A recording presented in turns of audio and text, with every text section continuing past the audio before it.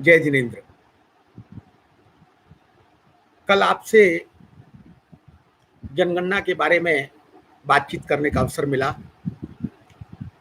आज एक और महत्वपूर्ण मुद्दे पर आपसे चर्चा करनी है। मुद्दा है अहिंसा के मसीहा जियो और जीनो दो के संदेश के प्रवर्तक शमण प्रभु भगवान महावीर के जन्म कल्याणक का। 25 अप्रैल परमात्मा प्रभु महावीर का जन्म कल्याणक है। इसकी तैयारियां हमें अभी से करनी है और उसमें कुछ बिंदु हैं जो मेरे दिमाग में हैं, जिसकी मैं आपसे चर्चा करना चाहता हूं।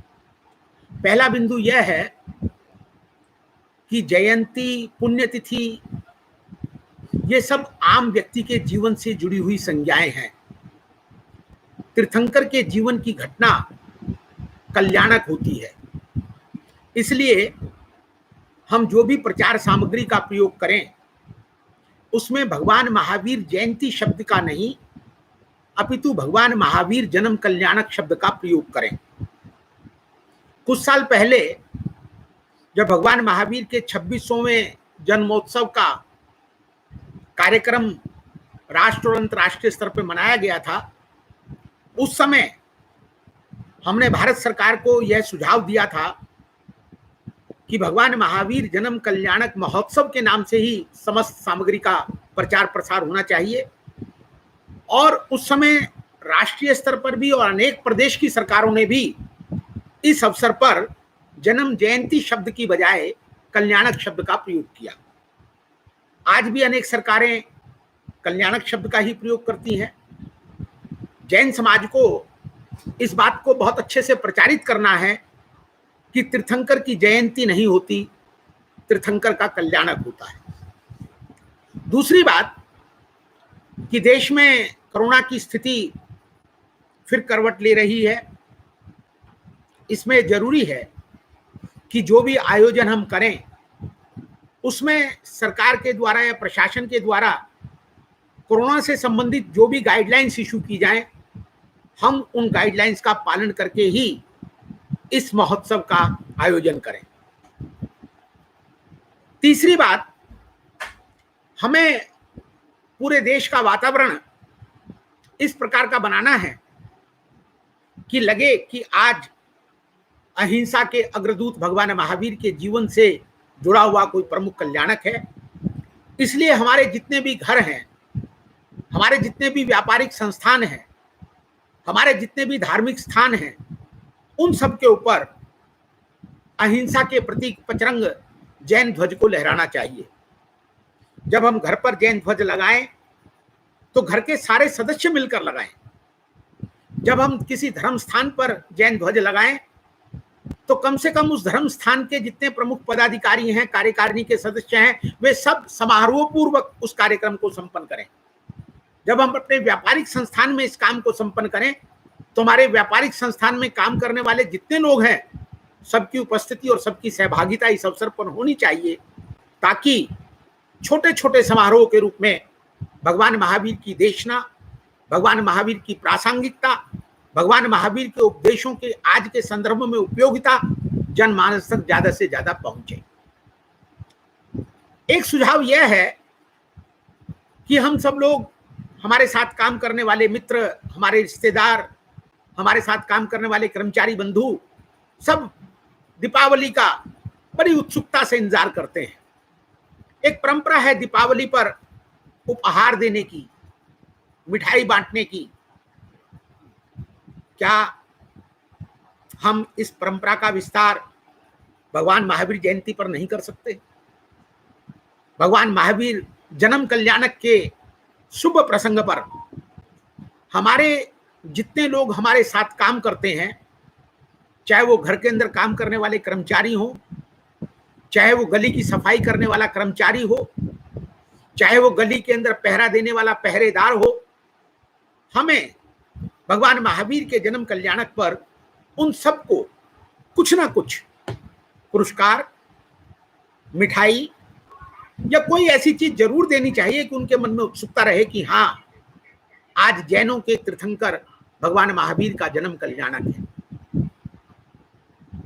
जब हम बचपन में थे तब भी यही परंपरा थी और आज बड़े हो गए तो आज भी यही परंपरा है कि जैसे ही 25 दिसंबर आता था तो सुबह उठते ही पूछते थे कि रात को शांता क्लॉज आए थे, वो क्या गिफ्ट देके गए। हर माँ 24 दिसंबर की रात को बच्चे के तकिए के नीचे कोई ना कोई गिफ्ट रखती थी और सुबह बच्चे को कहती थी कि रात शांता क्लॉज आए थे और ये आपको ये गिफ्ट देकर गए। वो बच्चा 25 दिसंबर को याद रखता है क्योंकि उसके साथ शांता क्लॉज और उसके साथ उसका गिफ्ट जुड़ गया है। हमारे बच्चे भगवान महावीर के जन्म कल्याणक के इस पावन प्रसंग को भी उसी उत्साह से याद रखें, उसका भी उसी उत्सुकता से इंतजार करें। तो हमें अपने परिवार के छोटे बच्चों को इस अवसर पर सामूहिक रूप से कुछ ना कुछ गिफ्ट देना चाहिए। उन्हें भगवान महावीर की एक दो शिक्षाओं के सूत्र बताने चाहिए। उनके मन में हमेशा के लिए भगवान महावीर के जीवन से जुड़ा हुआ ये कल्याणक और भगवान महावीर का ये संदेश याद रहेगा। यदि बच्चों के जो आस पड़ोस के छोटे मित्र हैं, यदि उनको भी हम कुछ दे सकें तो ये प्रभावना के बड़े से बड़े प्रभावना से ये छोटा सा कदम ज्यादा प्रभावी होगा। उसके अतिरिक्त मैंने देखा, विशेष रूप से दिल्ली के अनुभव के आधार पर अगर मैं बात करूं तो भगवान महावीर जन्म कल्याणक के प्रसंग पर भंडारे लगाने की बहुत योजना होती है। बहुत भंडारे लगते हैं जहां पर खाद्य सामग्री, पूरी, सब्जी, हलवा, मीठा पानी, ये सब चीजें बांटी जाती हैं। हर क्षेत्र के अंदर इस तरह के आयोजन होते हैं और उसके अंदर मैं देखता हूं कि इतने लोग आयोजन करते हैं कि 1 किलोमीटर के दायरे में ही 5-6 जगह इस तरह की व्यवस्था होती है और उसका परिणाम ये होता है कि देने वाले ज्यादा होते हैं, देने वाले कम होते हैं कई बार, तो उससे भोजन वेस्ट जाता है। हमारी भावना तो शुभ है, लेकिन उसका जो लाभ हम चाहते थे कि किसी के पेट में कोई चीज आज के शुभ प्रसंग पर पड़नी चाहिए, वो पूरा नहीं हो पाता। इसलिए बजाय एक दिन सब लोग मिलकर, सारी संस्थाएं एक ही दिन भंडारे लगाए, क्या हम इस कार्यक्रम को 2 या 3 दिनों में बांट सकते हैं? कुछ इस तरह की एडजस्टमेंट कर लें कि कुछ संस्थाएं पहले दिन लगाएं, कुछ संस्थाएं भगवान महावीर के जन्म कल्याणक के दिन लगाएं और कुछ संस्थाएं उससे अगले दिन लगाएं। इसका ज्यादा प्रभाव होगा। और एक बात जो विशेष है देखने की, कि जितना उत्साह हमारा भंडारे में चीजों को बांटने का होता है, उस समय जो खाने की पत्तल होती है, जो पानी के गिलास होते हैं, वो ठीक जगह पर डाले जाएं, इसकी व्यवस्था करने से हम चूक जाते हैं। खाने वाला खाता है, उसे सड़क पर फेंक देता है, हवा आती है और वो सारी सड़क पर उड़ती रहती है।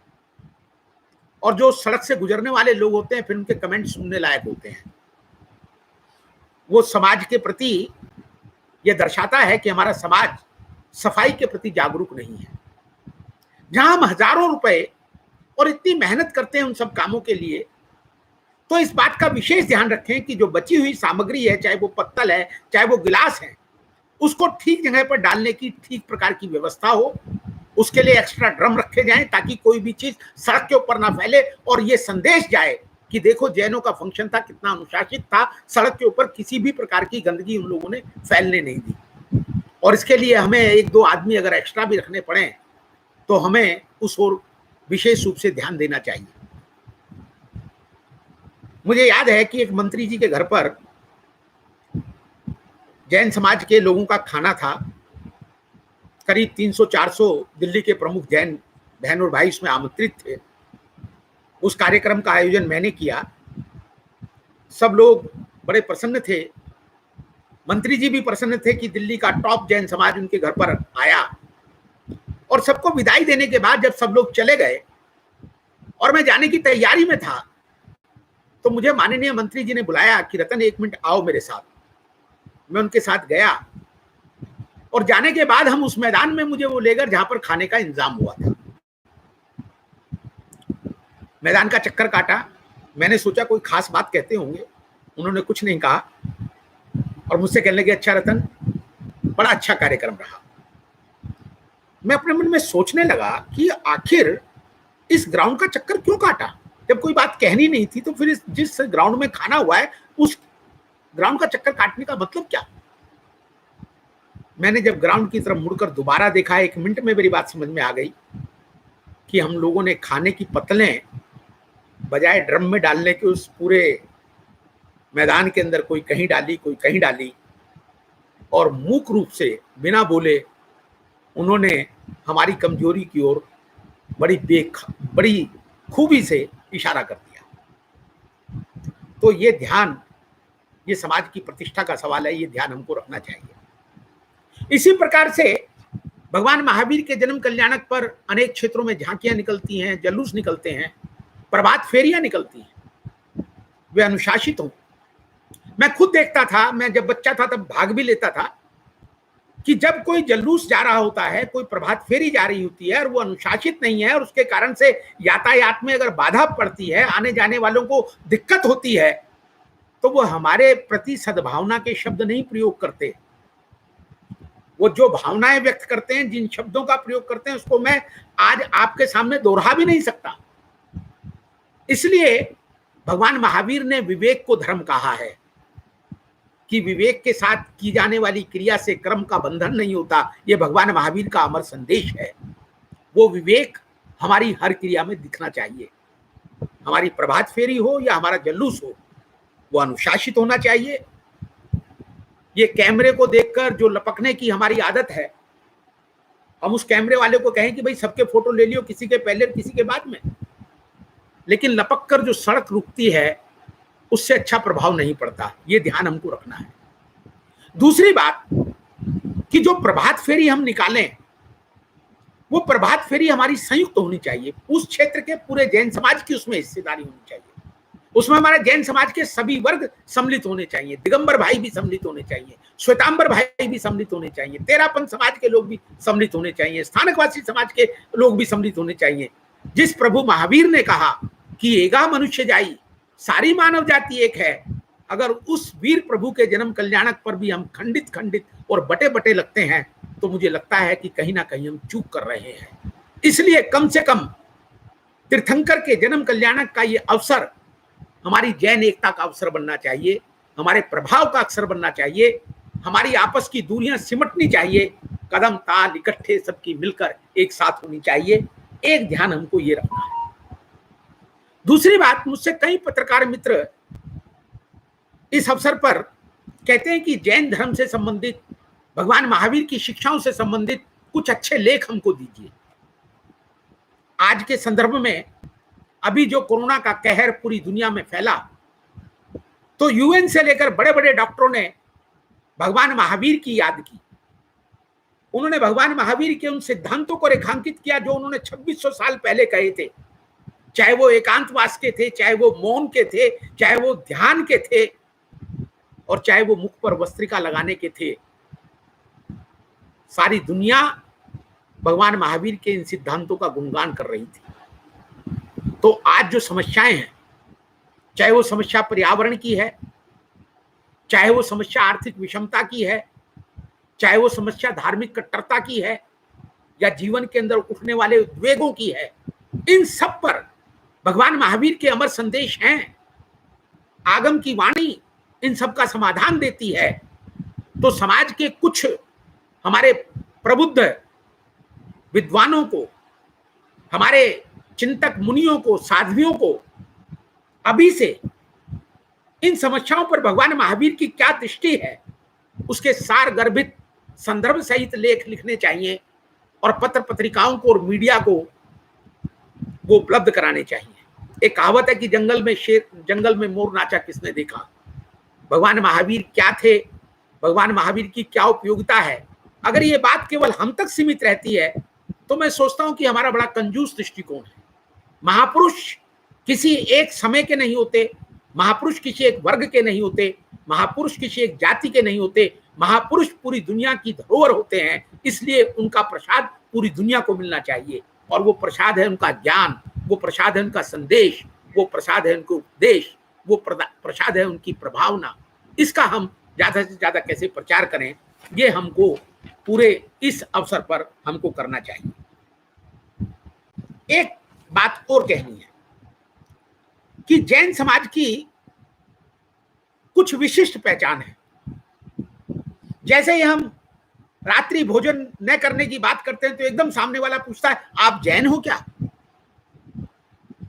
भगवान महावीर जन्म कल्याणक के प्रसंग पर दुर्भाग्य से कुछ कार्यक्रम ऐसे होने लगे हैं जिस पर रात्रि भोज होता है। यह उचित नहीं है। कम से कम इस अवसर पर या इस निमित्त जो भी कार्यक्रम आयोजित हो उसमें रात्रि भोजन नहीं होना चाहिए। आप भोजन सूर्यास्त से पहले कर लीजिए और कार्यक्रम को उसके बाद कर लीजिए। और उसके बाद एक नई लहर में देख रहा हूं कि हमने आध्यात्मिकता को भी मनोरंजन से जोड़ दिया है। हंसना ये विधा का एक बहुत ही जरूरी सा हिस्सा बन गया है। तनाव इतना है कि आदमी बहाने ढूंढता है हंसने के। हंसना बुरा नहीं है, लेकिन अवसर देखना भी जरूरी है। मैं अनेक कार्यक्रमों में पिछले साल गया, भगवान महावीर जन्म कल्याणक के उपलक्ष्य में जो आयोजित हुए, जहां पर भजन थे या कवि सम्मेलन थे, तो मैंने देखा कि इतनी फूहड़, चुटकुले, ऐसी ऐसी राजनीतिक कविताएं जिनका दूर दूर तक भगवान महावीर के जीवन और संदेश से कोई संबंध नहीं, वो भगवान महावीर के नाम पर परोस दी जाती है।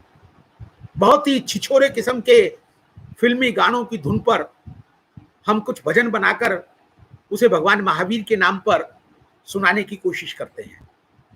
भगवान महावीर का व्यक्तित्व जैसा था, उनके सिद्धांत जैसे थे, हमारे कार्यक्रमों में भगवान महावीर के सिद्धांतों की सुगंध आनी चाहिए। सुनने वाले को लगना चाहिए कि आज मैं किसी महापुरुष के जीवन की किसी गंभीर घटना को सुनकर आया हूं और मैं इसको अपने जीवन में अपनाने की इस प्रकार से प्रेरणा लेता हूं। ये चुटकुले, ये व्यंग, ये तो सामान्य जीवन की धाराएं हैं। इनको तीर्थंकर जैसे महापुरुष से नहीं जोड़ा जा सकता। मैंने कुछ विचार जो मेरे मन में थे आपके साथ शेयर किए हैं। और भी अनेक विचार हो सकते हैं। हम सब लोग इस पर चिंतन करें। हमारे पास लगभग 1 महीने का समय है। इन्हीं भावनाओं के साथ आपके सुझावों का सादर आमंत्रित है। आप सबको जय जिनेंद्र। मैं समय समय पर चाहता हूं अपने समाज के साथ और अन्य समाजों के साथ भी संवाद करना। यदि आपको अच्छा लगे, अगर आप चाहें तो मेरे चैनल को सब्सक्राइब कर सकते हैं, ताकि इन बातों का आदान प्रदान भविष्य में भी होता रहे। जय जिनेंद्र।